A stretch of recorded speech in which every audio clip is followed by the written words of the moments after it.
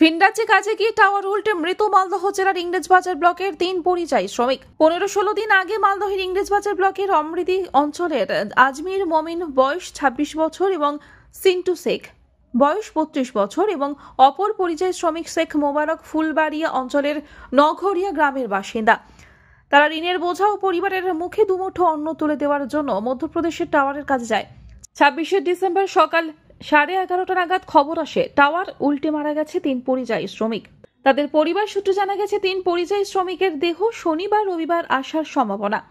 তাদের মৃত্যুতে ইংলিশবাজার ব্লকের ৩ গ্রামে নেমে এসেছে শোকের ছায়া।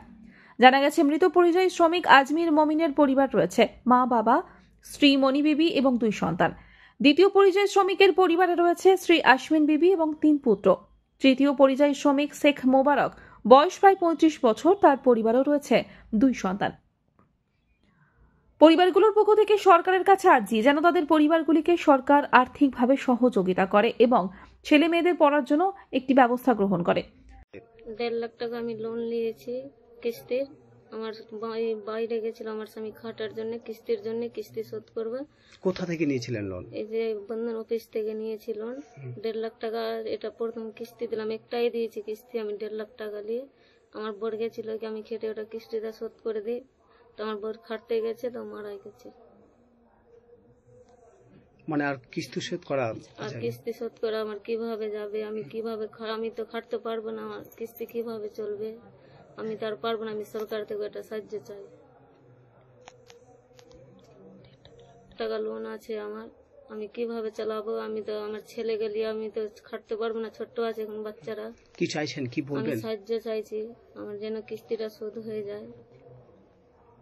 বাচ্চা আছে, আমি কিভাবে খাবো নিয়ে বাচ্চারাকে? আমি সরকার থেকে সাহায্য চাই। আপনার ছেলে বড়? ছেলে ছোট আছে, 2টা ছেলে আছে, একটা 8 বছরের একটা 9 বছরের। তারা কি পড়াশোনা করে? পড়াশোনা হয়েছে, পড়ে প্রাইমারি স্কুলে 3-তে পড়ে, একটা 5-এ 4-এ পড়ে। কি নাম তাদের? আহিত মমিন, শাহিদ মমিন আমার বাচ্চার নামটা। যেন আমার ছেলে ভালোভাবে চলে, আমি সাহায্য চাই সরকারের ঘর থেকে, যেন আমার সবকিছু শোধ হয়ে যায়। এটা কিস্তিও আছে। আপনার স্বামীর নাম? সিন্টু শেখ।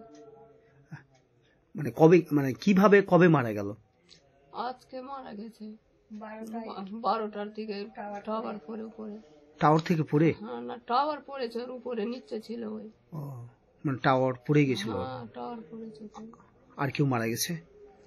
হ্যাঁ, 2 জন আরো আছে। বুঝি আপনার পরিবারে আর কে কে আছে? আমি এখানে একা আছি। আপনার ছেলে মেয়ে কটা? আমার ছেলে 3টা। বড় ছেলের বয়স? 14 বছর। আর মেয়ে কটা? মেয়ে নয়। বুঝি পরিবারে আর উপার্জনের কেউ আছে আপনার সঙ্গে? আর কেউ আছে? না, এখানে কেউ না। কিভাবে সংসার চলবে? আপনাদের ওইটাই করতে হবে। আমি এখন কিভাবে আপনারা করবেন ওটা? আমার তো আর কিছু নয়, আমার তো শেষ হয়ে গেল সব। সরকার আমার পাশে দাঁড়ায় তো আমার কিছু সাহায্য হবে। এই মর্মান্তিক ঘটনার খবর পেয়ে ঘটনাস্থলে ছুটে যান জেলা পরিষদের সদস্য মোহাম্মদ জুয়েল রহমান সিদ্দিকী। তিনি বলেন, মৃত পরিযায়ী শ্রমিকদের মধ্যে আজমির মমিন ও সিন্টু শেখ আমার এলাকার শ্রমিক। পরিবার দুটির পাশে আমি রয়েছি, এমনকি যে কোনো ধরনের সহযোগিতার ব্যাপারে প্রস্তুত আছি। যখন আমরা খবর শুনি কি টাওয়ার পড়ে গিয়ে মারা গেছে, তৎক্ষণিক আমরা ওদের নামগুলো যদি বলেন। আজমির মমিন, সিন্টু শেখ। ওদের বয়স 26 বছর, একজন 32 বছর। কবে গিয়েছিল তার কাজে? ওরা গত 15 দিন হলো শুনলাম। তৎক্ষণিক আমরা সবাই সাথে সাথে ছুটে আসি, আমাদের অসহায় পরিবারের সাথে আমরা দেখা সাক্ষাৎ করি এবং পরিবারের অবস্থা কেমন?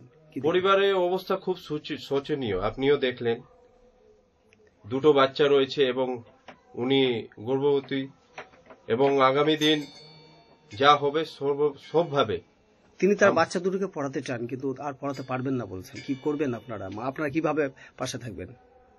আমরা সব সময়, আমি বলেছি আমরা ওনার পাশে থাকবো এবং যাতে পড়ে সবভাবে সব রকম আমরা সহযোগিতা করব, সব রকম হেল্প করব। দাদা, প্রচন্ড অসহায় 2টি পরিবার। রাজ্য সরকারের সুরক্ষার যোজনা যে রয়েছে, বিনা পারিশ্রমিকে যে রয়েছে, সে ব্যাপারে কি বলবেন?